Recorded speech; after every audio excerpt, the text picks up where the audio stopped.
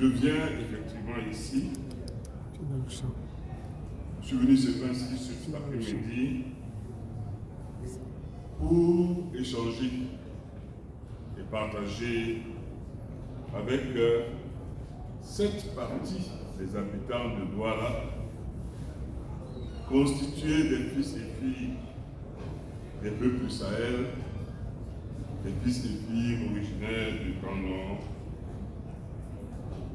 et qui, pour beaucoup, sont issus de familles qui sont depuis des décennies installées dans la ville de Douala. Vous êtes ici à Douala, chez vous, parce que vous avez contribué à construire cette ville.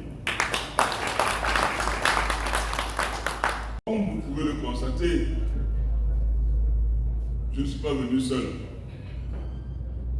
Je suis venu d'abord avec un message, parce qu'après avoir fait le tour des communautés Sawa, après avoir rencontré la communauté des ressortissants du centre, sud et est,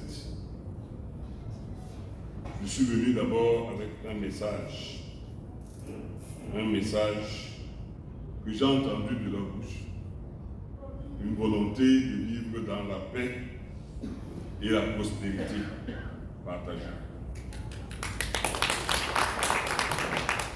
La paix et la prospérité, vous en avez certainement déjà entendu parler. Celui qui en a parlé il y a déjà plusieurs décennies, c'est son Excellence, M. Paul Biya, président de la République, et qui disait qu'il voulait laisser au Cameroun, qu'il voulait qu'on retienne de lui, qui est celui qui a apporté la paix et la prospérité. C'est exactement dans ce sillage que l'exécutif communautaire de la ville de Douala s'inscrit, celui d'être un artisan de paix sociale, un artisan de prospérité partagée. Si Douala va bien, il est normal que les fils et filles du Grand Nord aillent aussi bien. Ce message, c'est celui que j'ai entendu. Vraiment un message de paix, un message de vivre ensemble, une volonté de promouvoir, donc, de construire la vie ensemble. Je ne peux que vous inviter, mais je crois que j'apporte une porte ouverte.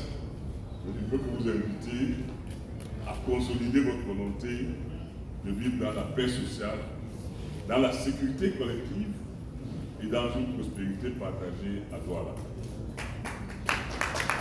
Tous ensemble, nous irons jusqu'à la gare.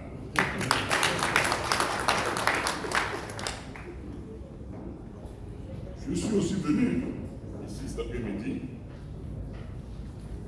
avec, vous le voyez bien, les représentants de toutes les institutions de la ville de Douala.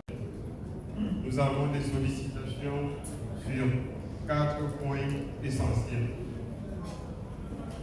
Au premier rang des sollicitations, sur le plan politique, nous sollicitons une place d'adjoint au maire de la ville, étant donné que toutes les autres communautés sont représentées, sauf la nôtre.